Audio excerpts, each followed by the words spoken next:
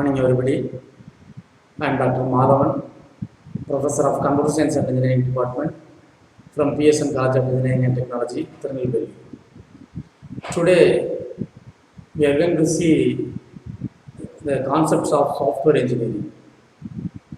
How software engineering is used in the development of quality software.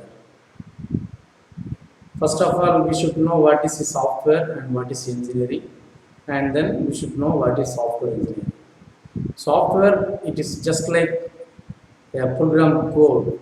It is an executable code which serves some computational purpose. Software is considered to be collection of executable programming code. That means software is number of codes which can be executed to solve a particular task. And also software is associated with several libraries and documentations. Software, it is meant for a specific requirement, and it is also called as software product. So a software product can be a usable one for the purpose of several tasks achievement. And engineering is all about developing products using well-defined principles and methods. So engineering, it is about developing the products using well-defined principles and methods. Okay, then now we can see what is software engineering. It is an engineering branch associated with the development of software products using well-defined principles, methods and procedures. And when using software engineering, the outcome of the software product will be very efficient and reliable. And according to IEEE, what is the definition for software engineering? The IEEE defines software engineering as the application of a systematic, disciplined, quantifiable approach to the development, operation and maintenance of software. That means the software product should be quantified, and it should be a quantifiable approach to the development. First of all, it is software development, then further it is software operation, and further it is software maintenance. That is the application of engineering to software. And according to Fritz Bowser, a German computer scientist, defines software engineering as it is the establishment and use of sound engineering principles. Why we are using sound engineering principles is in order to provide quality, we are using sound engineering principles. And also it should be more economically reliable. And also it should be reliable and work efficiently on real machines. Okay, this is about software engineering. And what about the evolution of software? The evolution of software, what is the meaning of evolution? In general, evolution is the further development, how it will be evolved. So software evolution is referred as developing a software product using software engineering principles and methods. This is called software evolution. This includes the initial development of software as well as its maintenance and its updations till the desired outcome will be developed, which satisfies the expected requirements. Here we have to speak about the quality. Why a software has to be evolved? To provide quality, we need to evaluate software. Evolution starts from requirement gathering process. We have several phases of software engineering. The first one is requirement gathering process, after which developers create a prototype. Initially, we need to collect requirements from the end users, and based on that, there will be a prototype developed, which is to develop intended software and show it to the users to get their feedback at the early stage of the software product development.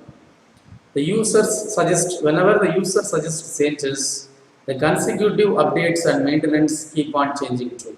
This process changes to the original software till the desired software is accomplished. Okay, what are the laws? There are some laws in software evolution. First law is about static type. It is also called as S type. and second one is practical type, that is P type, and third one is embedded type, that is E type. What is static type? In static type, this is a software which works strictly according to the defined specifications. Here it is a confined, a software can work within the confined environment, that is called static type. And practical type, this is about collection of procedures. In the software, the specifications can be described, but the solution is not obviously instant. For example, the gaming softwares are coming under this practical type software evolution. And embedded type means the software works closely as the requirement of real world environment. So these are the three laws of software evolution. And then software paradigms. Next one is software paradigms. Software paradigms refers to the methods and steps which are taken while designing the software. There are many methods proposed and are implemented, but we need to see where in the software engineering concept these paradigms stand. These can be combined into various categories, though each of them is contained in one another. Software development, software programming, and software design. What is software development paradigm? This paradigm is known as software engineering paradigm, where all the engineering concepts pertaining to the development of software are applied. It consists of design, maintenance, and programming. In programming paradigm, there are three things included. One is coding, and another one is testing, and another one is integration. Then why we need software engineering? That is very, very important. The need of software engineering day to day it arises because of higher rate of change in the user requirements. Whenever user is changing their requirements, we need software engineering. So following are some of the needs stated. Large software. It is easier to build a wall than a house or building. Likewise, as the size of software becomes large, engineering has to step to give it to a scientific process. Scalability. When we speak about scalability, when we speak about software engineering, we need to speak about scalability. Scalability means it would be easier to recreate new software than to scale an existing one. And then about cost. As hardware industry has shown its skills and huge manufacturing has lowered down the price of computer and electronic hardware. But cost of the software remains high if proper process is not adopted. If the proper process is not adopted, automatically the cost of the software will be high. And then the dynamic nature of the software, it also reflects in the cost of the software. Dynamic nature means whenever users are changing their requirements, the software grows and the software has to adapt the environment in which the user works. If the nature of software is always changing, new enhancement need to be done in the existing one. This is where the software engineering plays a good role. And next one is the important aspect of software engineering, that is quality management. Quality management is very, very important for the betterment of software development process. Next thing is about characteristics of software. What are the characteristics? There are three things: operational, transitional, and maintenance. Operational, it tells about how well the software works in its operation.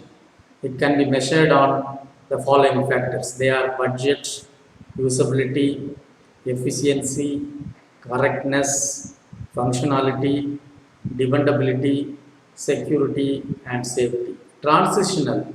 This is important when the software is moved from one platform, that is transition from one platform to another platform. Here the portability is very, very important. The operating system portability, the interoperability, the reusability, and the adaptability. These four T's are very important in case of this transitional character, since a software can be used in multiple platforms. And next is maintenance. How can we maintain a software product? According to its capability. Based on its capability only, we can maintain the software.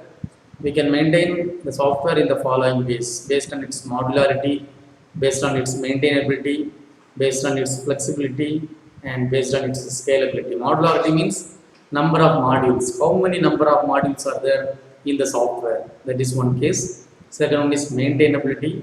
Maintainability is about the scalability, size of the software, and the flexibility, how well we can work with the software. That is called flexibility. And then scalability. And next is software development life cycle. It is simply denoted as SDLC. Software development, it is like human life cycle. Software also has its own development life cycle. What are the sequences of software development life cycle? They are initially the communication between the user and the developer, the first phase, and then requirements gathering, how we are gathering the requirements from the users and the developers, and then we have to make a study on its feasibility, and then analysis, software analysis and software design, and then we will go for coding, and once coding is done, we will go for testing the software. Then all the modules are integrated and then implemented, and further it will come for operation and maintenance, and finally it will be disposed to the users. Communication, this is the first step where the user initiates the request for a desired software product. The user contacts the service provider and tries to negotiate the terms, submits the request to the service providing organization in writing. This is the first step. It is the communication between the user and the service provider. And the next one is once both are communicated, they will go for collecting the requirements. That is called requirement gathering. This step onwards, the software development team works to carry on the project. This is the inception of the software development. The team holds discussions with various stakeholders from problem domain and tries to bring out as much information as possible on their requirements. The requirements are contemplated and segregated into user requirements, system requirements, and functional requirements. Here we are seeing three types of requirements. One is user requirements, and another one is system requirements and functional requirements. User requirements will be given as software requirement specification, and system requirements in which platform, in which software we are going to use, and the functional requirements are the modules. For collecting the requirements, we are using the following practices: studying the existing system and software, conducting interviews of users and developers, referring the databases, collecting answers using questionnaires. And then next one is feasibility study. After gathering requirements, the team comes up with a rough plan of software process. At this step, the team analyzes if a software can be designed to fulfill all requirements of the user, and if there is any possibility of software being no more useful. It is also analyzed if the project is financially, practically, and technologically feasible for the organization to take up, whether the software meets the need of the organization or not. That has to be analyzed in this feasibility study.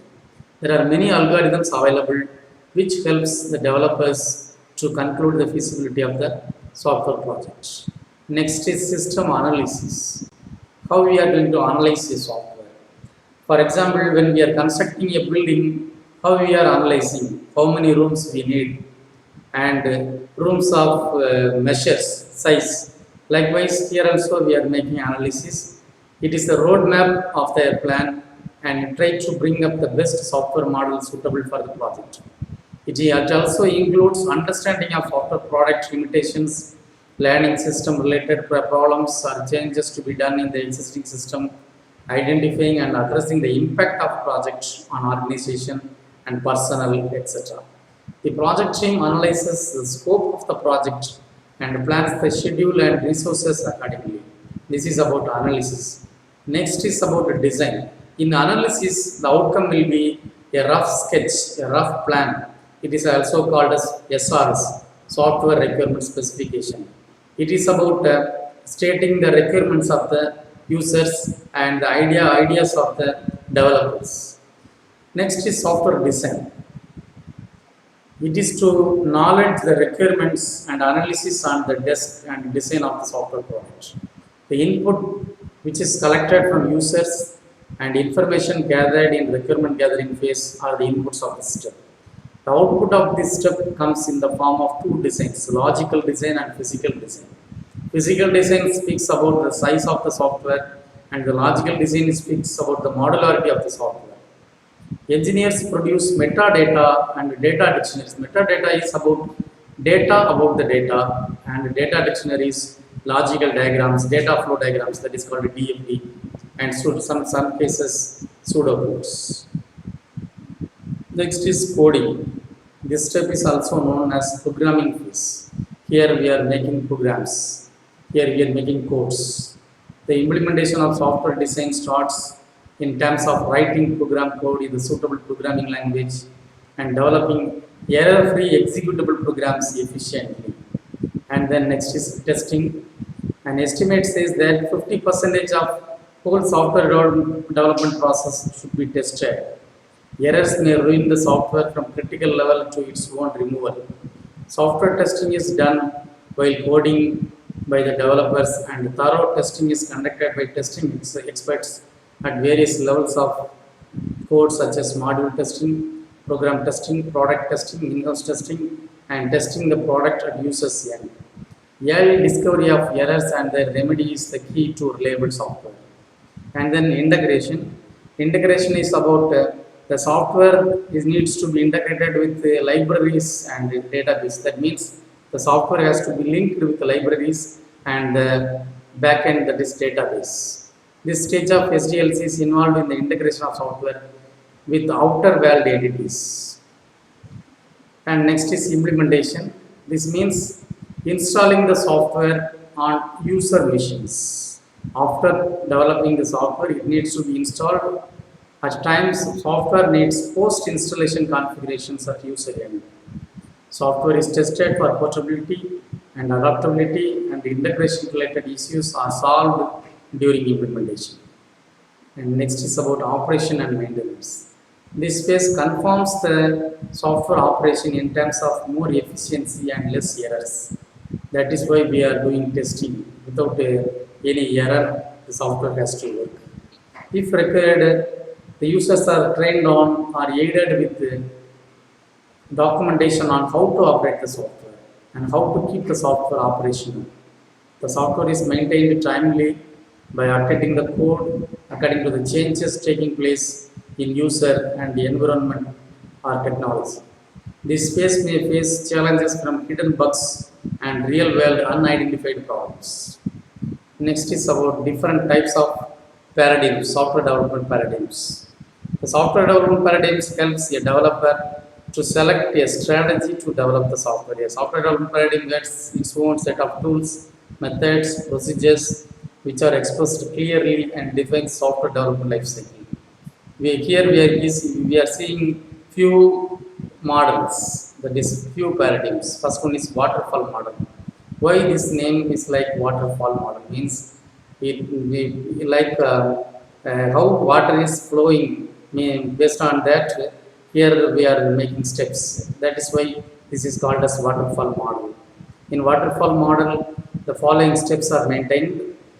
One is requirement gathering and system analysis and design, and coding, testing, implementation, operation and maintenance. This model assumes that everything is carried out and taken place perfectly as planned in the previous stage, and there is no need to think about the past issues that may arise in the next phase.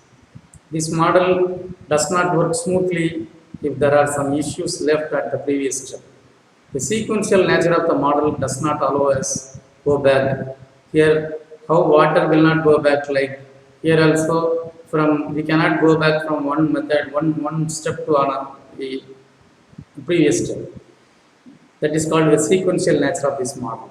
This model is best suited when developers already have designed and developed similar software in the past and are aware of all its domains.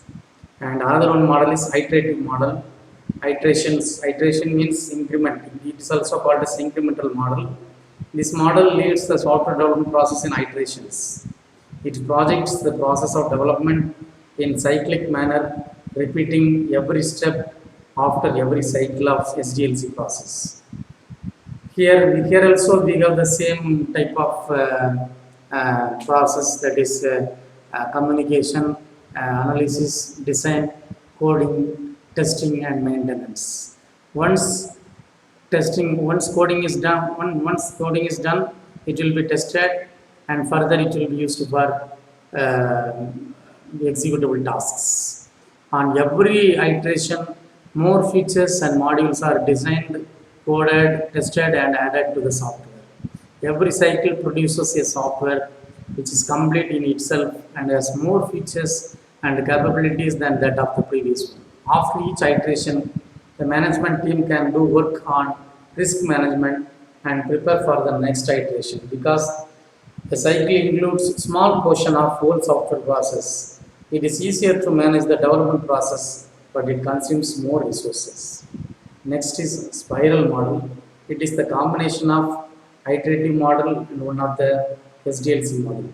It can be seen as SDLC model and combined it with the cyclic process. It is like spiral. Here also the process starts with communication. Here we have one more feature we are adding extra, that is risk management. That it is simply called as RMM, risk management and mitigation. And also here we are developing prototypes, and based on that prototype, software is designed and coding is done, and then integration and testing is done, and finally it will be released for use of the user. This model considers risk which often goes on unnoticed by most other models. The model starts with determining objectives and constraints of the software at the start of one iteration. Next phase is of prototyping the software. This includes risk analysis. Then one standard SDLC model is used to build the software. The fourth phase of the plan of next iteration is prepared. And next is V model. It is like in a V shape, we are calling this as V model. It is also starts with requirement gathering, system analysis, software design, module design, unit testing, integration testing, system testing, and acceptance testing. Here we have two added features, that is verification and validation. Verification means whether we are building the right product. Whenever the software development is going on, the verification is done. Validation is done once the product is completed. That is why validation is defined as whether the product is workable or not. At every stage, test plans and test cases are created to verify and validate the product according to the requirement of that stage. For example, in requirement gathering stage, the test team prepares all the test cases in correspondence to the requirements. Later, when the product is developed and is ready for testing, test cases of this stage verify the software against its validity towards requirements at this stage. This makes both verification and validation go in parallel. This model is also known as verification and validation model, V model. Big Bang model. This model is the simplest model in its form. It requires little planning, lots of programming, and lots of funds. This model is conceptualized around the Big Bang of universe. As scientists say that after Big Bang, lots of galaxies, planets, and stars evolve just as an event. Likewise, if we put together lots of programming and funds, we may achieve the best software product. It considers time, efforts, and resources. This Big Bang model considers time, efforts, and resources. This model needs a small amount of planning, and it does not follow any process, or at times the customer is not sure about the requirements and feature needs. So the input requirements are arbitrary.